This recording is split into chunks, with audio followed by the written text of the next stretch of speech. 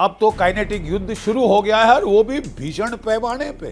जैसे जैसे दिन बीत रहे हैं, हर रोज भारत पाकिस्तान के 5वें युद्ध के बारे में बहुत जो है अहम डिटेल्स और रहस्य जो हैं वो उजागर होते जा रहे हैं। कॉन्सेप्ट में ही विरोधाभास, ठीक है।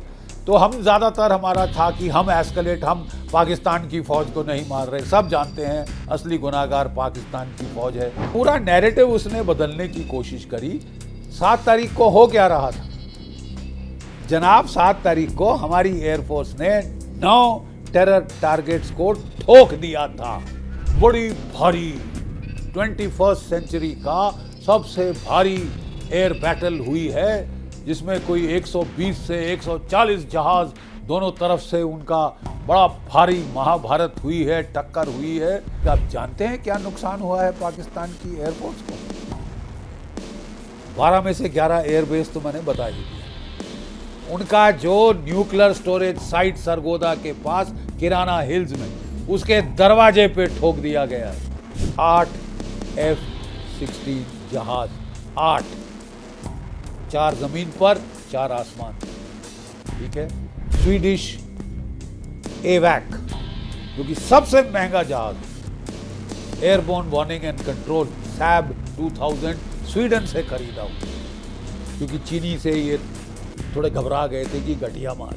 जैसे जैसे दिन बीत रहे हैं, हर रोज भारत पाकिस्तान के 5वें युद्ध के बारे में बहुत जो है अहम डिटेल्स और रहस्य जो हैं वो उजागर होते जा रहे हैं, परत दर परत खुलकर सामने आते जा रहे हैं। बड़ी हैरत की बात है कि भारत ने जिस पैमाने पर जीत हासिल करी है, हमने एक अजीब सी हिचकिचाहट देखी भारत सरकार में, वो दुनिया को विदित कर देने में, जग जाहिर करने में। लगता था कि हमारी प्राथमिकता है कि युद्ध जल्द से जल्द खत्म हो जाए, जो कि हम समझ सकते हैं क्योंकि दोनों देश न्यूक्लियर पावर्स थे और उसमें से अनहोनी भी हो सकती थी। मतलब let's not pussy foot around it, अनहोनी भी हो सकती थी। इसलिए ये प्राथमिकता कुछ स्तर पर तो समझ आती है, लेकिन कि हम इतने मतलब हेजिटेंट थे, इतने शानदार जीत, इतनी शानदार फतेह को ज़्यादा टॉम टॉम ना करने के लिए, जो हमारी मॉडेस्टी का स्केल था वो कुछ ज़रूरत से ज़्यादा ही था। यू सी, ये तो, और उसके फलस्वरूप हुआ क्या साहब कि जो पाकिस्तानी नैरेटिव था, पिट गए ज़मीन पे पाकिस्तान।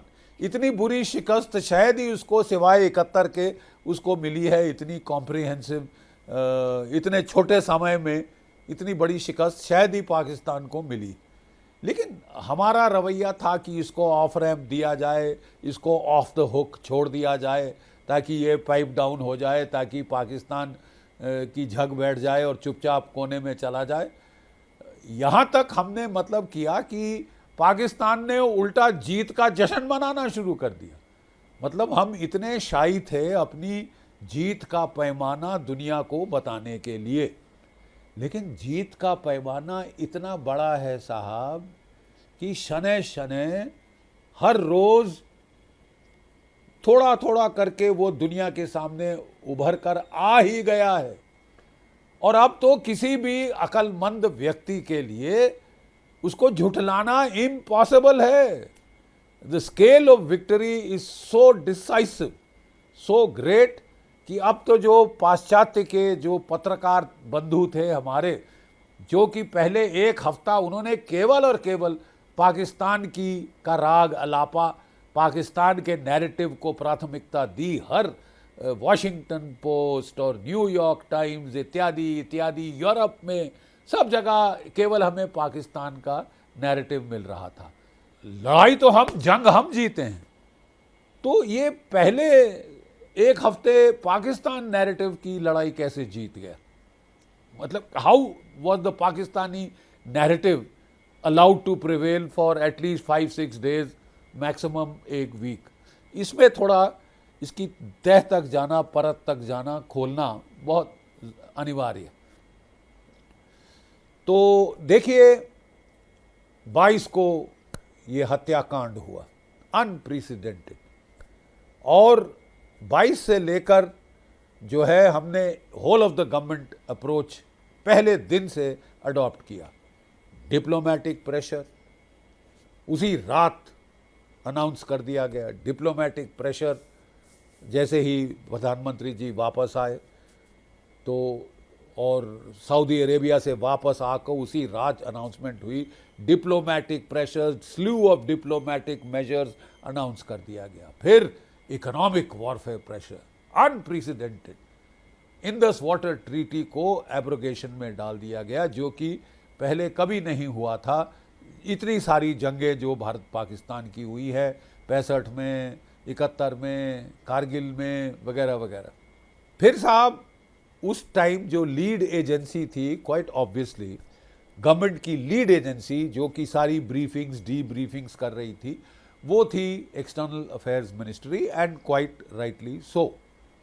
ट्रीटी वगैरह मेकिंग और डिप्लोमेटिक सब उसके रिमिट में आते हैं। और ये साहब जो एक्सटर्नल अफेयर्स मिनिस्ट्री की जो लीड जो कार्य रहा, ये आप देखें 22 अप्रैल से लेकर तकरीबन हमने देखा 8 मई तक।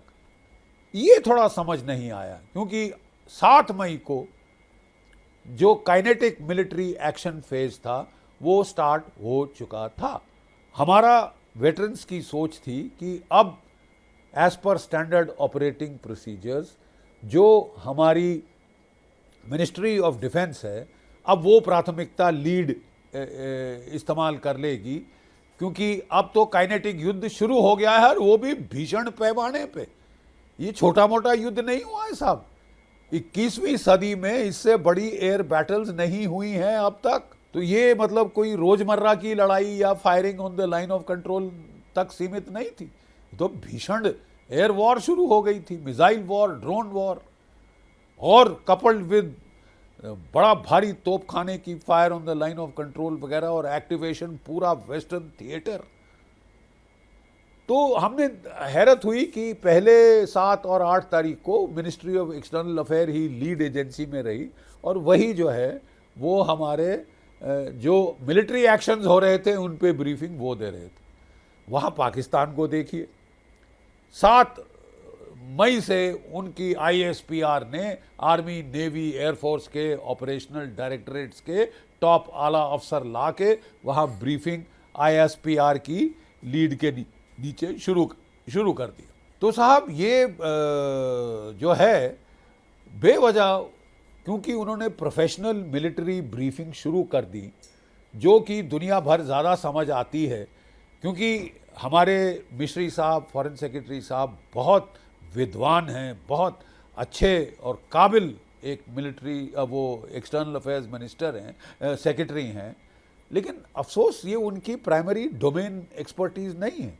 युद्ध जब शुरू हो गया तो वो एक्सपर्टीज़, डोमेन एक्सपर्टीज़ किसी और की हो जाती है, तो थोड़े डिसएडवांटेज पे वो रहे। और हमने देखा कि वो जो ब्रीफिंग्स थी उनके अंदर ज़्यादा प्राथमिकता थी पॉलिटिकल एस्पेक्ट पे, पॉलिटिकल करेक्टनेस पे। प्राथमिकता शुरू में पॉलिटिकल मैसेजिंग पे थी, ठीक है साहब, कि हम एस्केलेशन नहीं कर रहे। नॉन एस्केलेटरी एस्केलेशन मुझे इसमें विरोधाभास लग रहा है। पाकिस्तान ने एस्केलेट किया पहलगाम में, हमने काउंटर एस्केलेशन किया, लेकिन नॉन एस्केलेटरी एस्केलेशन ये मतलब कॉन्सेप्ट में ही विरोधाभास, ठीक है।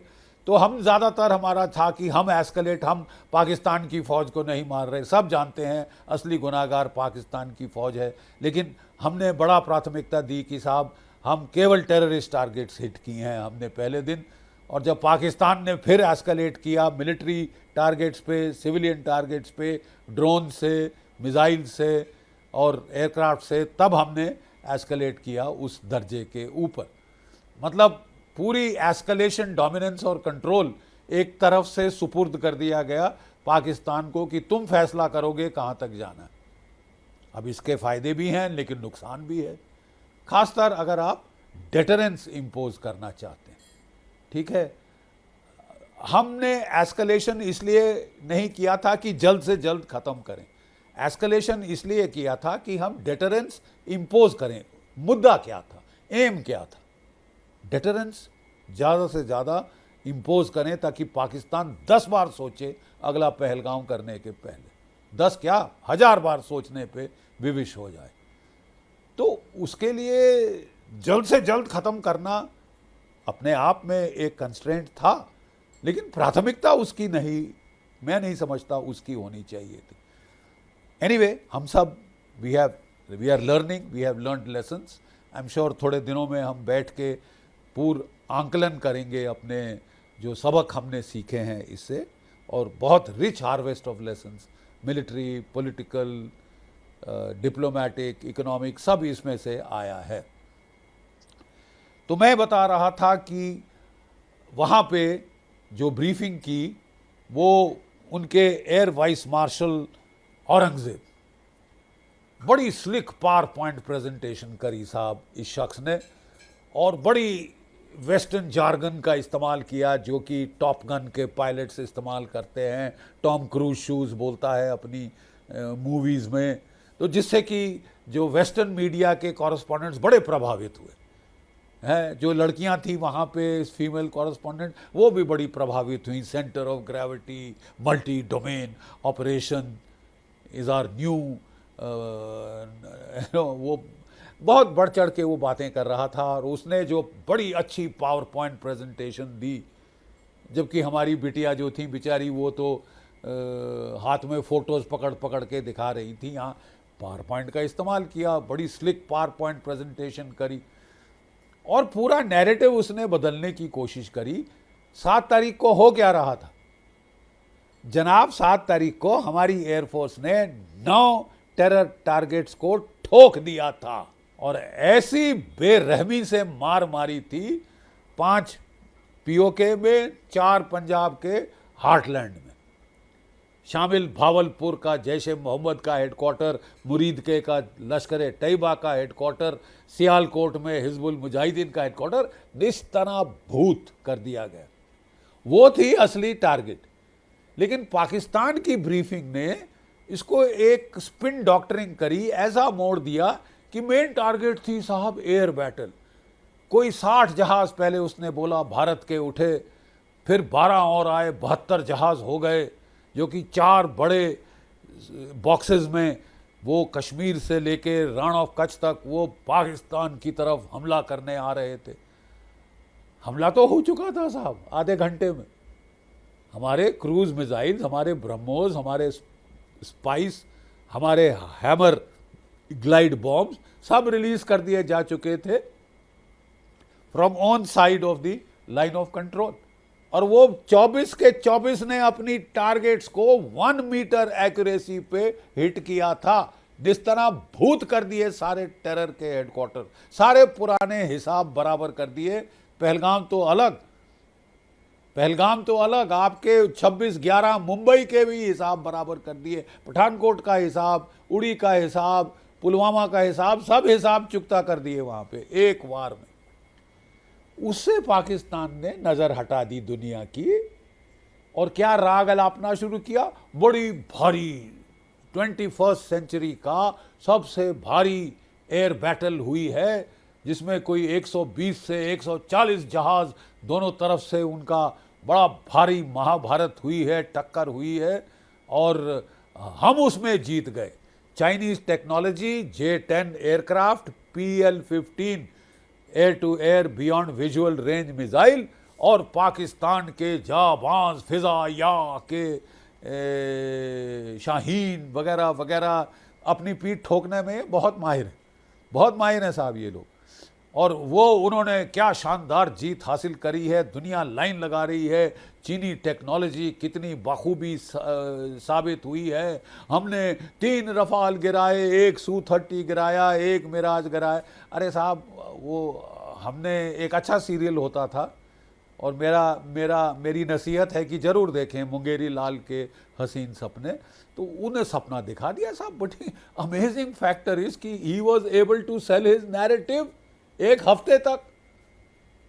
कहीं वेस्टर्न मीडिया में जहाँ जाओ कि बड़ी भारी ये युद्ध हुआ है जिसमें पाकिस्तान ने इतने गिराए, हमें समझ नहीं आया कि हम इसकी असलियत क्यों इनकी वो कारपेट जो है इनके पांव तले से खींच नहीं रहे।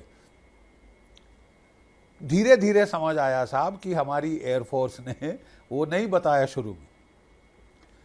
देखिए, जब एक एयरफोर्स की ही टारगेट सेट पे हमला करती है तो वो जो है वो पहले सीएड करती है, SEAD। क्या होता है साहब SEAD? Suppression of enemy air defences, यानी हमला करने के पहले जो दुश्मन के एयर डिफेंस है उनको ठोका जाता है, उनको निस्तनाभूत किया जाता है ताकि हमारे जहाज़ों का बचाव हो जब वो हमला कर रहे हैं।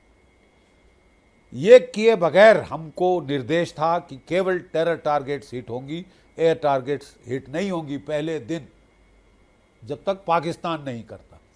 अगली बार हमको सोचना पड़ेगा कि इस टाइप का कंस्ट्रेंट हमें लेना चाहिए कि नहीं लेना चाहिए। ठीक है साहब, युद्ध है तो युद्ध है, लेकिन जैसे मैंने बताया प्राथमिकता थी पॉलिटिकल नैरेटिव, पॉलिटिकल करेक्टनेस, कि हमने केवल टेरर टारगेट हिट की है और वो जायज़ भी था कि हमारा रिस्पांस प्रोपोर्शनल है। ठीक है साहब, प्रोपोर्शनल है, पैमाना हमने वही रखा है जहाँ तक की प्रोवोकेशन। तो साहब वो जो है प्रोपोर्शनैलिटी रखते रखते हमने ये अटैक किया, लेकिन अब ये सार्वजनिक हुआ है कि हमने अपने जहाज़ आगे नहीं भेजे, हमने पहले भेजे पायलटलेस टारगेट एयरक्राफ्ट जो हैं PTAs, यानी डमी जहाज़, लक्ष्य जो हमारे हैं उनको भेजा, उसमें इलेक्ट्रॉनिक पेलोड डाले। ये जो जनाब औरंगज़ेब साहब हैं ये बड़े बढ़ चढ़ के कह रहे थे कि अरे साहब हमारे पास चीन ने पूरी इलेक्ट्रॉनिक लाइब्रेरी दी थी, हर एक भारतीय जहाज़, भारतीय फाइटर का इलेक्ट्रॉनिक सिग्नेचर, चाहे रफाल, चाहे Su-30, चाहे मिराज, चाहे MiG-29 हमारे पास था, हर एक जहाज़ का हम सिग्नेचर पहचानते थे। ठीक है, हमारे पास पहचान थी, और जहाँ वो उड़ने शुरू हुए तो हमने अपने जाबाज उड़ाए, J-10C को लगाया भारत के रफाल्स के बरखिलाफ, वो सेंटर ऑफ ग्रेविटी चुना, और फिर अपने बियॉन्ड विजुअल रेंज मिसाइल, जिसकी रेंज चीन की शायद उनसे ज़्यादा थी, वहाँ रख के हमने मारा। वो हैरान हो गए, ये हो गया, वो हो गया। Where is the proof? Where is the proof? दिखाइए हमको प्रूफ, दिखाइए जहाज़ों के कारकस। हमारा कोई जहाज़ सीमा पार नहीं किया। दिखाइए रडार ट्रैक्स जहाँ पे आपके जहाज़ ने पिकअप किया हमारा जहाज़, फिर मिसाइल फायर किया और वो जहाज़ रडार से ब्लिप गायब हो जाता है अगर असली में हिट हो। कहाँ है? ठेंगा, ठेंगा साहब, बिल्कुल एब्सोल्यूट, जिसको बोलते हैं डींग हाँकना, बड़ी बड़ी बातें करना, जबकि असलियत ये हुई है कि आपने हमारा कोई जहाज़ हिट नहीं किया साहब। ठीक है, कोई जहाज़ हिट नहीं किया, गलती से एक हो गया होगा, शायद दो, वो अभी 1-2 दिन में पता चल जाएगा। ठीक है, लेकिन आपने हिट किए ज़्यादातर पायलटलेस एयरक्राफ्ट, ये जो डमी जहाज़ थे उनके सिग्नेचर को आपने हिट किया, जो कि रडार क्रॉस सेक्शन भी जनरेट करता है बड़े जहाज़ की। ठीक है, उसको आपने हिट किया, और जो आप चौड़े होके नाच नाच के आप जो है फूले नहीं समा रहे कि ये ठोक दिया, 6 जहाज ठोक दिए, 5 ठोक दिए। अब the joke is on you. हमारी भी एयरफोर्स ने चुप रही, आपको नाचने दिया, भंगड़ा करने दिया, और फिर धीरे से टाएं टाएं फिस वो पंक्चर कर दिया आपका बलून। ठीक है साहब, आप मुझे सिर्फ एक सीधी बात दुनिया को समझा दीजिए, अगर पहले दिन पाकिस्तान की एयरफोर्स को ऐसी शानदार जीत मिली होती जिसकी वो बखान करते थक नहीं रहे। ठीक है साहब, फरे दुनिया को वो सुनाए जा रहे हैं स्पिन डॉक्टरिंग, तो दूसरे दिन क्या हुआ कालिया, तीसरे दिन क्या हुआ कालिया? क्यों आपकी एयरफोर्स उठ नहीं सकी, जबकि 12 में से 11 एयरबेस की आपकी ईंट से ईंट बजा दी गई, आपके 4 रडार उड़ा दिए गए, आपके हैंगर्स उड़ा दिए गए, 2 एवैक आपके ठोक दिए गए। ठीक है, और आप जानते हैं एक एवैक को हमने ठोका ग्राउंड पे, बोलारी के हैंगर को हिट करके। जब वो अभी जहाज़ लैंड हुआ था, हमारे सैटेलाइट्स ने पिकअप किया, जैसे ही हैंगर में घुसा हैंगर ठोक दिया। उसके अफसर और 40 जवान वहाँ सब इकट्ठे हुए पड़े थे, वो उसमें से कंप्यूटर डाउनलोड कर रहे थे डेटा। तो एक स्क्वाड्रन लीडर और 4 जवान तो वहीं मारे गए और कोई 40 घायल हुए वहाँ पे साहब, एक स्ट्राइक में। ठीक है साहब, इस तरह आपका सरगोदा, आपका जो रावलपिंडी और इस्लामाबाद के बीच जो नूर खान एयरबेस है, उसके परखच्चे उड़ा दिए। स्ट्रेटेजिक एयर कमांड का हेडक्वार्टर, उसके जो है परखच्चे उड़ा दिए। स्ट्रेटेजिक प्लान्स डिवीज़न बोलते हैं उसको ये लोग। ठीक है, और साहब अब असली में उभर कर आ रहा है कितना नुकसान पाकिस्तान का हुआ है। ना वो अपने एयरबेस बचा सका, और जब उसने पलटवार किया 90% ड्रोन ठोक दिए गए, मिसाइल 100% ठोक दिए गए। ठीक है, एक टारगेट पे जाके नहीं लगा सिवाय कुछ इक्के दुक्के ड्रोन। ठीक है साहब, तो ये अजूबा कैसे हुआ कालिया? आपने तो कहा आप तो जंग जीत गए थे, पहले दिन शिकस्त दे दी थी इंडियन एयरफोर्स को, तो अगले दिन आपका उठना असंभव कैसे हो गया कि आपकी पीठ में, कमर में मोच आ गई क्या दूसरे दिन? और तीसरे दिन क्या हुआ जब आप एक भी आपका वार सफल नहीं हुआ? मतलब सोचने की बात है, कॉमन सेंस नैरेटिव है। और देखिए धीरे धीरे सच उभर कर आ ही जाता है। अब सारे वेस्टर्न मीडिया में सच्चाई हर रोज पर्दाफाश हो रहा है। धीरे धीरे जो कर्टन है वो उठ रहा है। और अब जो top aviation, military aviation experts हैं, जैसे टॉम कूपर ऑस्ट्रेलिया का, उसने कहा इतनी क्लियर कट, इतनी शानदार जीत हमने पहले नहीं देखी। 3 दिन में भारत ने कमर तोड़ दी है पाकिस्तान की एयरफोर्स की, ड्रोन्स की, उनके मिसाइल्स की, कमर तोड़ दी। 9 टेररिस्ट कैंप खल्लास, 12 में से 11 एयरबेस खल्लास, 4 रडार खल्लास, missile battery HQ-9, HQ-16 surface to air missile जो चाइना के, खल्लास। आपके रडार ठोक दिए, रडार काम नहीं किए, उड़ा दिए गए हरॉप लॉइटरिंग ड्रोन से हमारे। ठीक है साहब, और ये जग जाहिर है। और अब मैं आपको सही आंकड़े बताऊं जो अभी तक हमारी एयरफोर्स टाइम ले रही थी। वो डेटा कलेक्ट कर रहे थे, सैटेलाइट डेटा, कि जब बोले तो सबूत, प्रमाण, प्रत्यक्ष प्रमाण के साथ। जो क्रांति मैगजीन है, जो कि एक एयरफोर्स ऑफिसर चलाते हैं, उन्होंने अब जो एयरफोर्स ने उनको लीक कर दिया है, जानबूझ के कुछ बताया है, जिसके मुताबिक आप जानते हैं क्या नुकसान हुआ है पाकिस्तान की एयरफोर्स को? 12 में से 11 एयरबेस तो मैंने बता ही दिया। उनका जो न्यूक्लियर स्टोरेज साइट सरगोदा के पास किराना हिल्स में, उसके दरवाजे पे ठोक दिया गया है।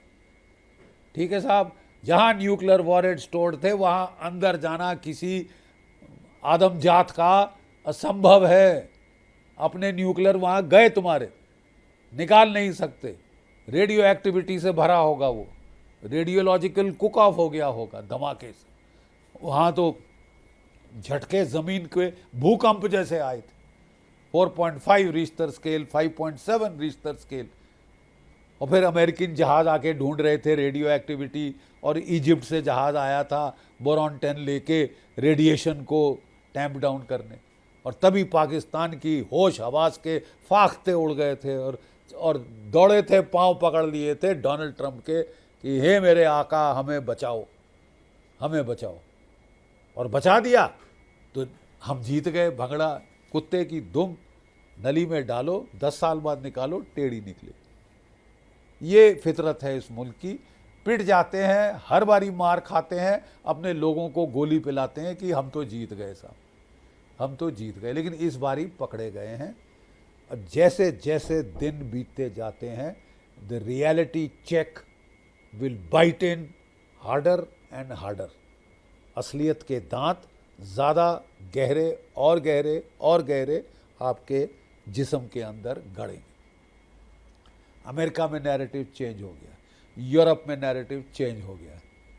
चीनी जो नाचते फिर रहे थे पहले दिन, फूले नहीं समा रहे थे कि हमारे J10C, हमारे PL-15, आज मायूस हो गए हैं।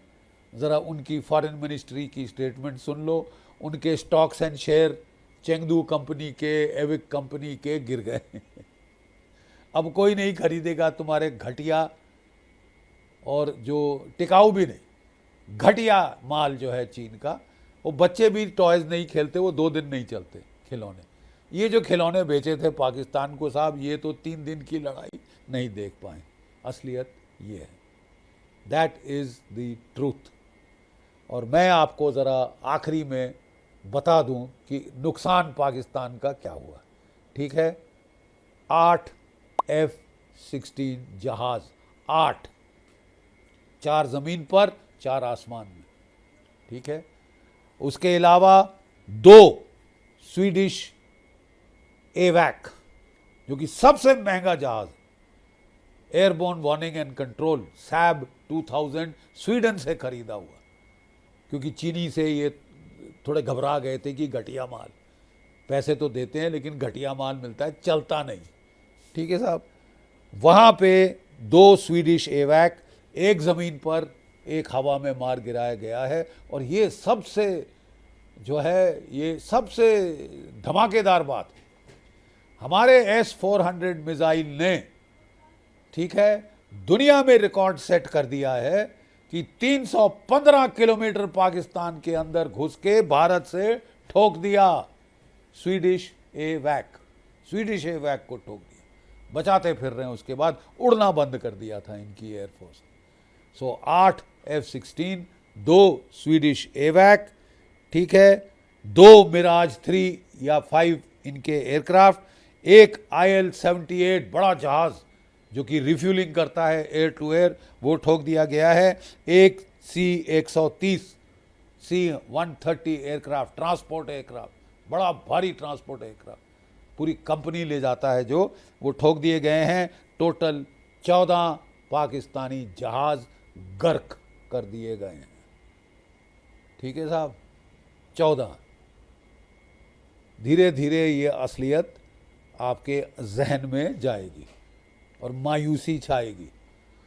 फील्ड मार्शल तो बन गए हैं, वो फील्ड मार्शल बन गए हैं आसिम मुनीर, लेकिन वो असली में बुरी तरह से फेल्ड मार्शल हैं। FAILED, नॉट FIELD नहीं, फील्ड मार्शल नहीं, फेल्ड मार्शल। ये फ़र्क समझ आ रहा है कि नहीं पाकिस्तान वालों? ये फ़र्क समझ लो। आपका फील्ड मार्शल है, बुरी तरह पिटा है, लड़ाई भी नहीं लड़ी, अपने आप को प्रमोशन दे दी, एक्सटेंशन दे दी, मरवा दिए तुम्हारे लोग अच्छे सारे। ठीक है, और पिट गए हो तुम, पिट गए हो। जितनी जल्दी ये समझ आ जाए उतनी जल्दी ये उचकू चौधरी पना आपका ख़त्म होगा और वास्तविकता आपको समझ आ जाएगी। शनै शनै, धीरे धीरे, क्रमशः हर रोज़ ये क्लैरिटी आपको आएगी कि आप कितनी बुरी तरह से पिटे हो, ना आक्रमण कर सके ना बचाव कर सके। कहानियाँ बना लो जितनी मर्जी बनानी है, मुंगेरी लाल के हसीन सपने देख के, air battle, Richthofen, air ace, this that and the rest. असलियत ये है कि आप पिट चुके हैं। जय भारत, जय हिंद।